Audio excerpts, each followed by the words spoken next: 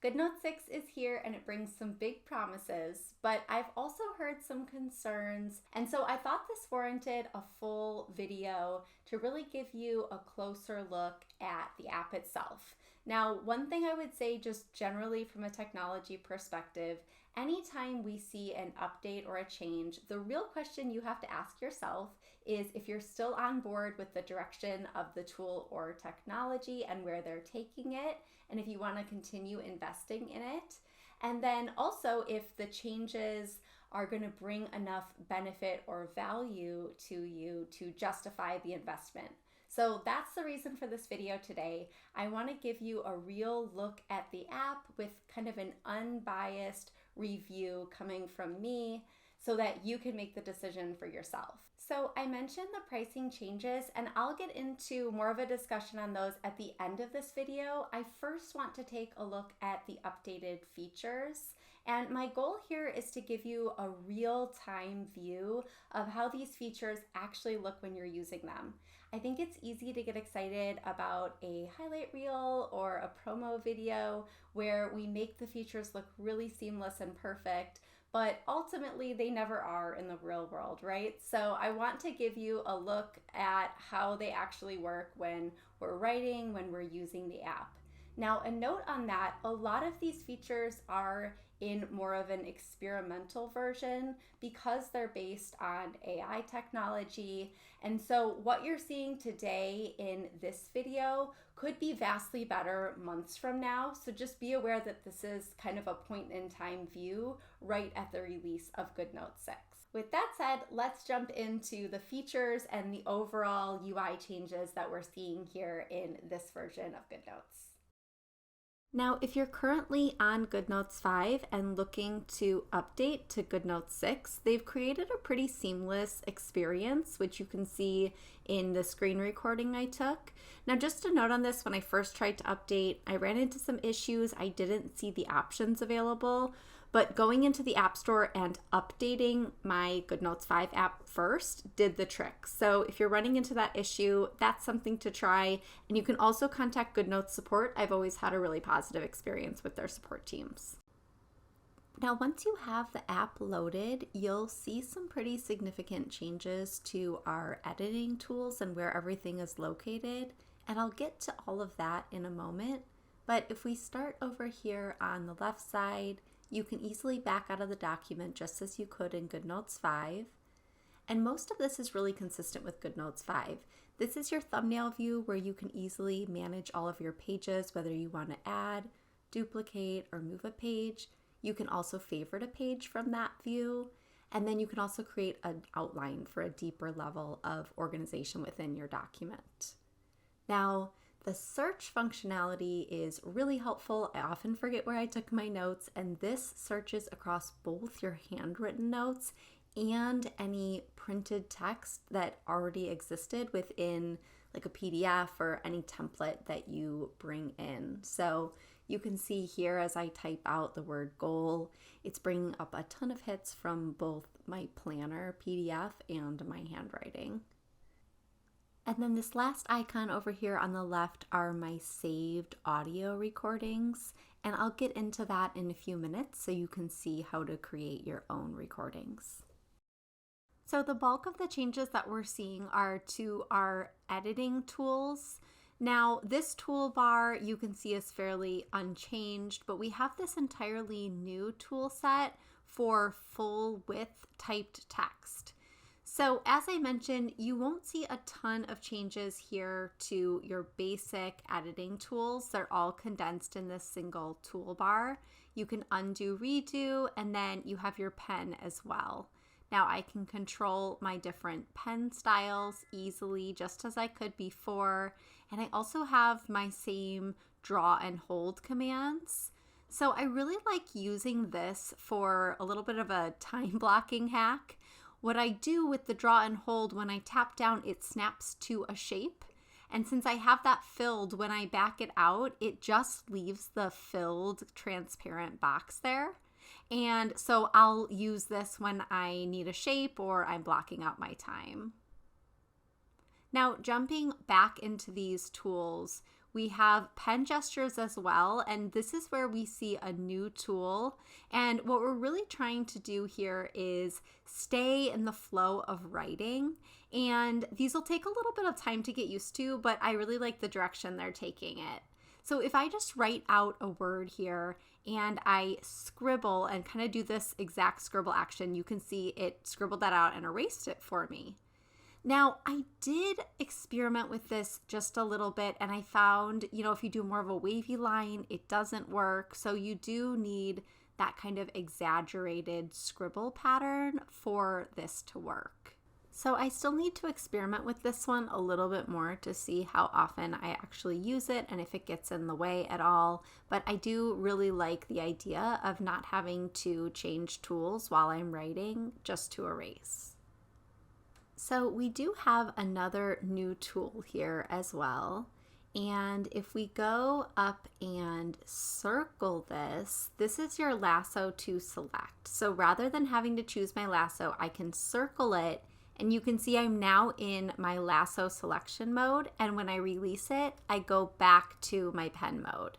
So this one I can see using really often. I love for things to be centered when I'm writing, and I rarely write them centered, so I'm constantly going up and down to grab my lasso tool, so I can definitely see using this one often. So when you go in to Goodnotes 6 for the first time, you'll just want to make sure that these pen gesture tools are all turned on and switched to green so that you can use them. So another new feature that we're now seeing is the automatic spell check. There's also a predictive text option, which I'm not seeing show up for me currently. So I'll show you just the spell check feature today. So this works on your handwriting. When I'm writing out a word here on the page, let's just write out the word recipe and spell it obviously wrong. Now what I see here are these red dots show up, and when I see that, I can tap with my finger and I see my options available. It's prompting me with the word it thinks I meant to write, and I have more as well. Now this more allows me to add it to the dictionary of words that are accepted so I don't get corrected for words I often use. And you can see when I chose recipe there, it went ahead and corrected it. Now, this is not a perfect handwriting match, but it is fairly close. Now, since this is an AI tool, they say that it'll get better and better as you write more in the tool. So I am seeing it get better already with testing. And so it'll be interesting to see how close of a match it is the more that I continue to write in handwriting in Goodnotes 6. Now, here's another look at what I mentioned with the dictionary. You can see in custom works, I already added collabs because that's a word I shorthand often. And so now when I write out collabs, it won't be giving me that red dotted underline. So while I think this is a really interesting feature, I'm not sure how often I'll personally have it on. I use Goodnotes mainly for personal planning, personal note-taking, and I don't like the idea of having those red dotted lines that I've already had so much experience with in word processors in my more creative-centric, goal-centric planning and note-taking. And I can see it, though, being really helpful if you're taking meeting notes or student notes that have to be shared out and spelling is a concern. But like I said, I think it's going to be very situation and case specific, whether or not you'll even want this tool to be turned on and have it analyzing your handwriting and underlining it in red in that way. I also know that I'm going to be bothered by the handwriting not matching up perfectly, so whether or not I use this might depend on how great it can get at mimicking my handwriting. But I did want to make sure to include this so that you can see it firsthand. Now jumping over to the eraser tool, not much has changed here. The same options we've had with being able to control what it erases, how much it erases. In the highlighter, I really like to use this a lot for filling in my trackers. I even get creative with coloring things in and adding underlines. So not much different there.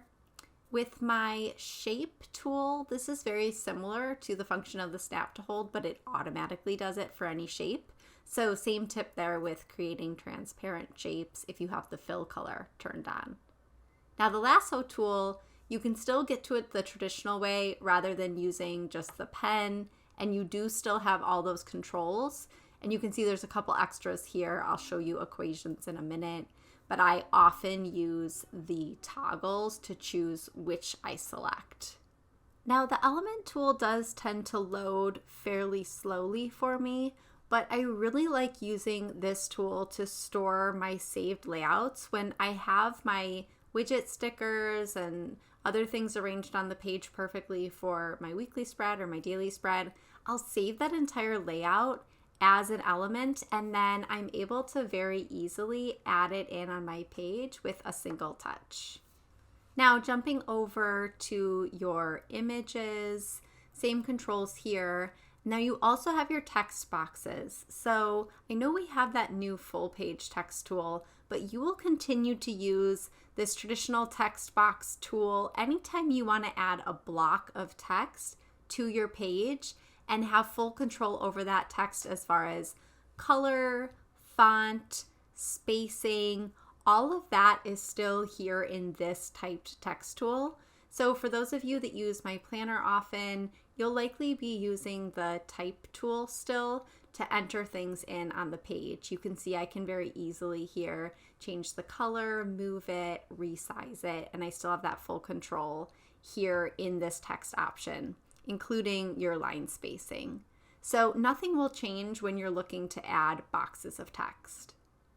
Now the zoom window is something I don't use often. I know some of you do. I tend to get confused where I am on the page with this, but if you find it helpful, it's still here. It looks the same. And what I usually do personally is just pinch to zoom on the page. I find it easier to kind of keep track of where I am on the page. So whichever way you use, you can still use that tool. And then finally here we have your laser pointer. I also don't use this often, but I know for those of you that are doing academic or professional presentations, that can be a really helpful presentation tool. So it's still located in your primary toolbar here. So we still have our same reading and editing controls. It's just located up here instead.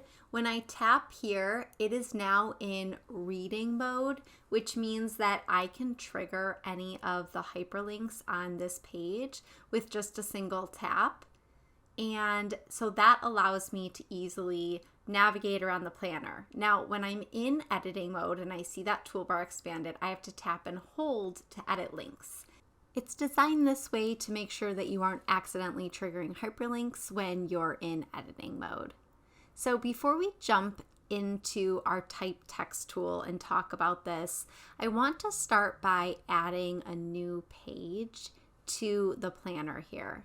Now, one of the changes that we saw now in Goodnotes 6 is that we have more control over our page sizes. So when I go to add a page, it's actually defaulting to the size of my PDF planner here. And this isn't how we want to add our page in, because unfortunately the lines won't line up and we don't have enough control over the text options for full page text to kind of normalize it to the page size. I hope this is something that Goodnotes gives us the option to do in the future so that we can use full page type text with a multitude of different templates created for different screen sizes. But as you can see here, if I added in the template that matches the size of this planner, even with the wide lines, they are still really narrow because of the size of this document. And we unfortunately don't have the ability to control this with the current feature available. So to get around that, the suggestion that we have from Goodnotes is to always stick with their Goodnotes standard, which is a very small pixel size, page size, and then also sticking with their writing papers I saw mentioned as well. So what you're seeing here is one of the writing papers, and you can see that I easily was able to add that in my planner, which is really great. Now, rather than the text box, this is actually going to transform my page into a full page of text. So we're seeing this as a more similar experience to what you'd get in Evernote or OneNote. It's actually transforming my entire page to a typed text space, and I don't have a lot of control over what's being added here and how it's styled. I'll show you what I mean by that. If I just type in a few lines of test text, I don't have the ability to control what font this is. But the great thing is, since I am using the writing papers, you can see it lines up perfectly.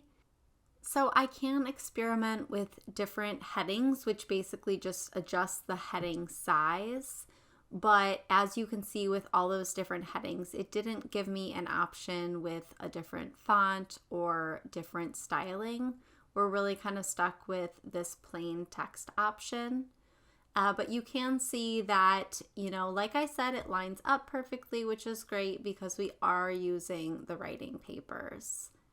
Now, when we get down into our other text styling options, we can also make this into a bulleted or numbered list, which is really helpful as well. I don't love how bold the numbers are, but again, we just kind of have to take the formatting there.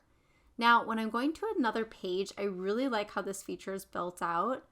All I have to do is tap on this blue button, and that usually triggers the creation of a new page, but it appears to be just a little buggy here with this test. So what I have found in testing Goodnotes and really using it over time, anytime you're running into something weird like this, if you just do a quick kind of swipe up to hard close it and reopen it, usually that takes care of any issues. So when I tap here now, you can see it's working. So I am going to choose, yes, I want to carry it over, add a page, and I really like how that works. It flows very well. I can see that being really great when I'm in the flow of writing and just being able to go from one page to the next, just like you turn the page of a book. So I really like how they built that out to keep us in the flow of writing. I went ahead and added some text in here so I can show you some of the things that we can do with text. Now, a lot of these tools we've had before in the text box tool, but now we also have it in this full page text option. So we can share out bits and pieces of text. We can also search the web, translate, look up. Those can all be really helpful in academic environments. And then we also have, of course, our basic editing options. And you can add a link as well if you want to add a source or any external link. Now, when we go over all the way to the left here, we have this little sparkle icon. And this is where we're running into a brand new feature that relies on some AI tool sets. And you can see there's a lot here. We can address grammar and spelling. We can have it rewrite some text for us. So starting with grammar and spelling, you can see, whoops, I didn't have my internet on. You obviously need to be online to use these tools since they're making live calls. And so I asked for it to fix the grammar and spelling, and I actually didn't see a lot of changes here, which is a good thing, I guess. But that's helpful to have there. Now, if we go back and highlight this again, I really am interested in these change tone. I often want to kind of change the tone of my writing. So right away, I am seeing that I'm running up against some usage limits, which is a little surprising. I've only been testing briefly. We'll get back to that in a second, but let's look at what it's doing here. Now, I'm not very impressed with this. It basically just wrote the same thing and added in a friendly manner at the end. This is a good example of the imperfection of AI technology, and often you might have to regenerate something to get a more useful snippet that you can actually use. So here we can see this one is quite a bit more useful. There's some significant rewording happening, and it's something that I would definitely be able to use if I was trying to reword this in this specific communication. And I often actually use AI tools when I'm writing out communications. My writing can tend to be more dry and professional, and so when I'm writing something like an email or a social post and I want it to sound a little bit more friendly, I will sometimes put it into a tool like ChatGPT. and just get it to give me some different wording options. So I love that we have this incorporated here, and I'm going to have to work with it more to see how well it works and whether or not I'm running up against usage limits. So I am surprised to see this in here. I haven't used it a ton, and it's saying that I'm already, coming up against some usage limits. Now, this is saying it's going to reset tomorrow, so I'm certainly not concerned. I wouldn't use the remainder of this tonight, but I think we're going to need more information from Goodnotes on what exactly usage limits look like for us to know whether or not the limits will be a problem. They have been clear that usage limits will reset every week. So more to come on that as we pressure test this a little more. Now, I mentioned the power of the integration here, and that sometimes I do jump into other tools like ChatGPT, but with this integration here, I don't have to jump into another tool. Instead, it's all right here for me. Now, I could copy what it's written. I could add it below if I want to do some wordsmithing between the two, or I can just hit replace, and you can see how cleanly that replaces it on the page. So the final tool we have here in the top toolbar is our recording tool. And so when I tap on this, it is recording the audio from the room. And so I'm able to take notes with the audio and the context from the room recorded as well. And that's located right there where I showed you before that they're all stored. Now, one final feature that's also new in Goodnotes 6 is this formula recognition tool. And obviously this is a tool I won't be using often as somebody who doesn't work with formula or math a lot, but I know this is something that a lot of you in the academic world or that work with formulas are really excited about. And so I'll just show you an example with the example that Goodnotes has used often to show you how this works in real time. So I am writing out a formula here, and I can go ahead and select that formula, and my convert now shows both text and math. When I choose to convert it to math, then we see it's converted it to a typed text, which is ensuring that it's legible, and it's also giving me this more shareable form of the formula that I could copy to my clipboard. And so what I'd be interested in seeing is somebody that works with math and formulas, often pressure testing this to see how well the recognition works when maybe you're writing a little faster. But from what I'm seeing here, it does seem like it'd be very helpful. And I think we'll just need others to pressure test it a little more to see how it works in different environments. If you've been working with this tool personally in more detail, definitely leave your experience with it in the comments below this video. Now, backing out of this document into the folders view, we are now able to control the color of our folders. Unfortunately, we are limited to these primary colors, but you can also add icons to them. And I'm personally finding this really helpful since I use personal, business, professional things all in Goodnotes. I can now color code it so that I can easily differentiate between and select my folders. Now on this left side here, we're not seeing a ton of changes, just some basic styling and UI updates. This is my global search across all of Goodnotes, which, like I said before, I use search often. It's very helpful. My shared documents, and then in Marketplace we're seeing a bit of a facelift here. It looks really great. I love how they've arranged it with different categories. Now we're also seeing this interactive exam prep. I'm not going to go too deep on this, but I do think it's worth highlighting. These are free. The guides available are fairly limited.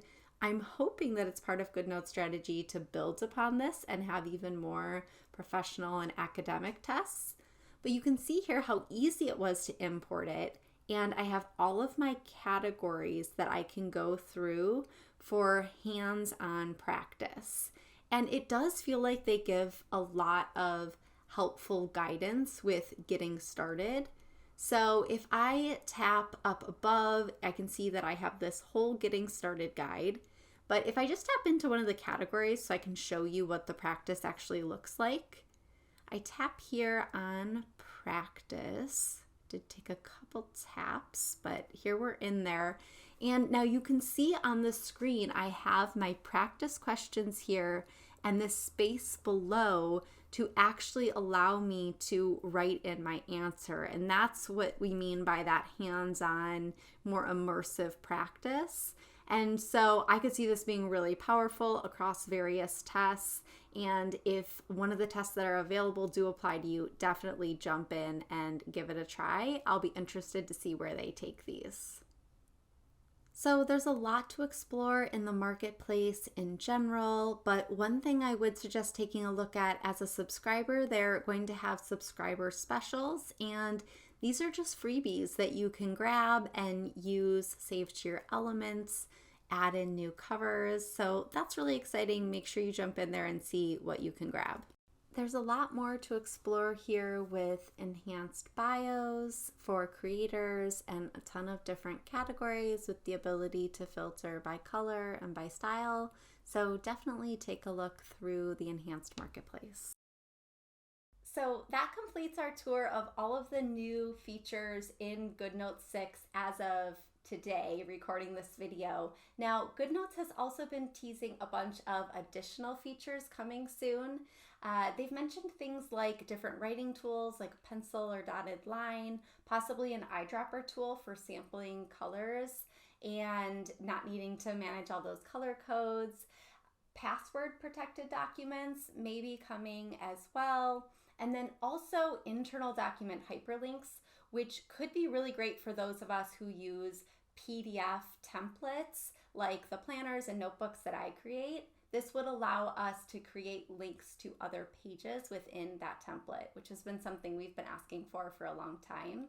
Now, they also published a list of their most requested features, and high on that list was a layers option, which would essentially give you the ability to place your sticker images or other like alternate insert page layouts on one layer and lock that layer and write on top. So that would also solve a lot of issues that some of us are seeing that are kind of power users of digital planners, digital notebooks, and other imported templates.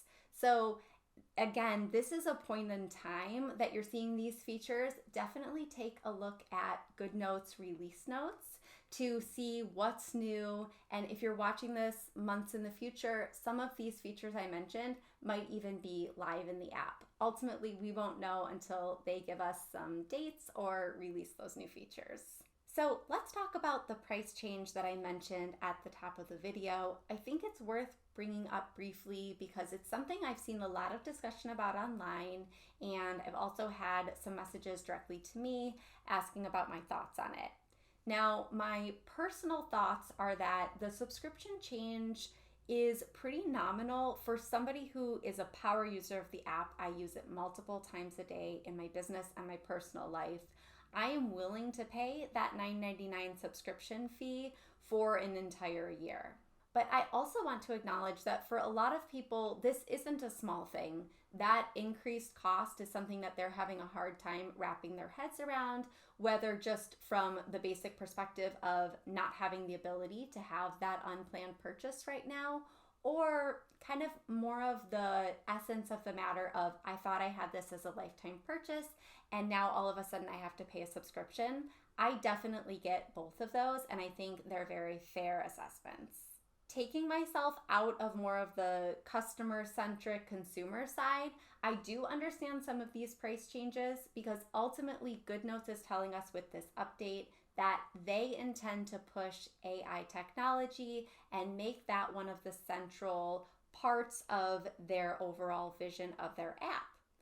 Technologies like AI technologies are a little bit more expensive to run and require the investment of the company, which is why we're seeing things like them bringing up the marketplace and now increasing their cost of their tool. So ultimately, if you're not interested in those AI features, in being along for, some of the building of them, being in experimental mode, this update probably feels like a complete mismatch to you, and you might feel a little blindsided by it.